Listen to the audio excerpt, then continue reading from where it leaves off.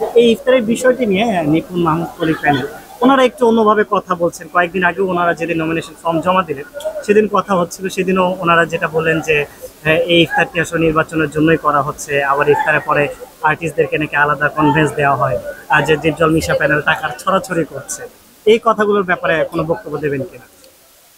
আহ, আমি এই ব্যাপারে কোনো কিছু বলতে চাচ্ছি না, কারণ আমরা এবার নির্বাচন করছি এবং আমাদের প্যানেল থেকে দীপজল ভাই, মিশা ভাই একটি কথাই বলেছে, যে যাই বলুক আমরা কারো সম্বন্ধে কোনো কথাই বলবো না। সে যদি আমাদের বিরুদ্ধে কোনো অভিযোগ দিয়ে থাকে, মিডিয়াতে না বলে নির্বাচন কমিশনার বরাবর বলুক, সেটা সবচেয়ে আমি বেটার মনে করব। যদি তারা বলে থাকে, বলেছে, আমি এটা নিয়ে কোনো মন্তব্য করতে চাচ্ছি না।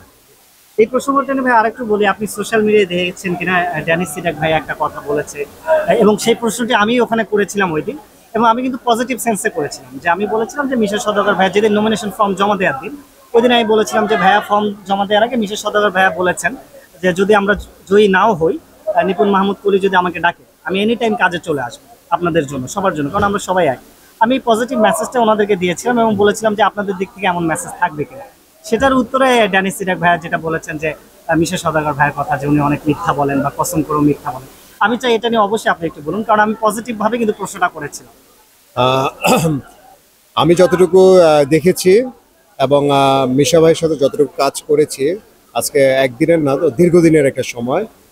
মিশা ভাই একজন নামাজি মানুষ এবং আপনি দেখবেন আমাদের এই প্রতিদিনই ইফতারের সময় মিশা ভাই যখন আসে, আমরা ইফতারের আগে, মানে আজানের আগে আমাদের একটা মুনাজাত হয়, সেটা মিশা ভাই নিজেই করেন। আমার মনে হয় না সে কোনো মিথ্যে কথা বলার মানুষ, অন্তত রোজার মাসে সে মিথ্যে কথা বলার লোক না। এই কথাটা যদি সে বলে থাকে, সে কি কারণে বলেছে আমি জানি না। তার কাছে হয়তো মনে হয়েছে এটা, কারণ নির্বাচন করতে গেলে কিছু বলতেই হবে, সে জায়গা থেকে হয়তো সে এটা বলেছে। ড্যাডি ভাইয়ের প্রতি শ্রদ্ধা রেখেই বলি, সে হয়তো না বুঝে বলে ফেলেছে। জি। না, আমরা প্রথম থেকে দেখছি আপনারা যারাই আছেন এই প্যানেলে, ডিপজল মিশা প্যানেলে, মিশা ভাই এবং আপনারা সবাই সবসময় বলেছেন যে আমরা সবাই এক, এবং জাগ্রত করো বিবেক, এই স্লোগান নিয়ে, যে নির্বাচনের ফলাফল যাই হোক আমরা এটা নিয়ে কোনো অভিযোগও করবো না, আমরা সবাই এক হয়ে কাজ করবো। তো অপর প্যানেল থেকে যখন একই রকমের কথা না হয়, মানে ওই সহযোগিতার ব্যাপারটা, এটা একটু দুঃখ দেয় কিনা? কারণ আপনারা সবসময় কিন্তু পজিটিভ বলছেন। আমি মনে করি যারা শিল্পী মনা, তারা কখনো একজন আরেকজনের দোষ খুঁজবে না, গুণটাই খুঁজবে। আমরা আশা করি যারা প্যানেলটা দিয়েছে, যারাই আছেন ওই প্যানেলে, তারা সবাই দোষ না খুঁজে নিজের গুণটা নিয়ে আলোচনা করেন। আপনি কিভাবে জয়ী হবেন সেটা নিয়ে কাজ করেন। কারণ এখানে যারা দাঁড়িয়েছে নির্বাচনে, আমাদের প্যানেলে যারা দাঁড়িয়েছে, তারা এক একজন লিজেন্ড, তারা এক একজন ওন করত ইন্ডাস্ট্রি।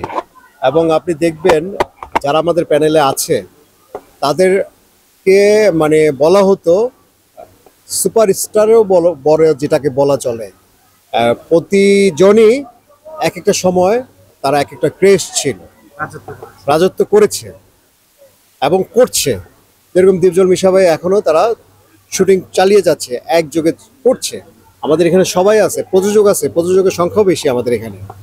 ওই প্যানেলে কয়জন প্রযোজক আছে, কয়জন আর্টিস্ট আছে যারা ছবি করে। এমনও দেখেছি, আপনাদের মাধ্যমে দেখেছি, যে শিল্পীদেরকে গার্মেন্টসে কাজ দিবে। এই দুঃসাহসে পেল কোত্থেকে? এটা ধিক্কার জানাই। কারণ একজন সদস্যর সামনে বসে সে এই কথাটা বলতে পারে কিভাবে?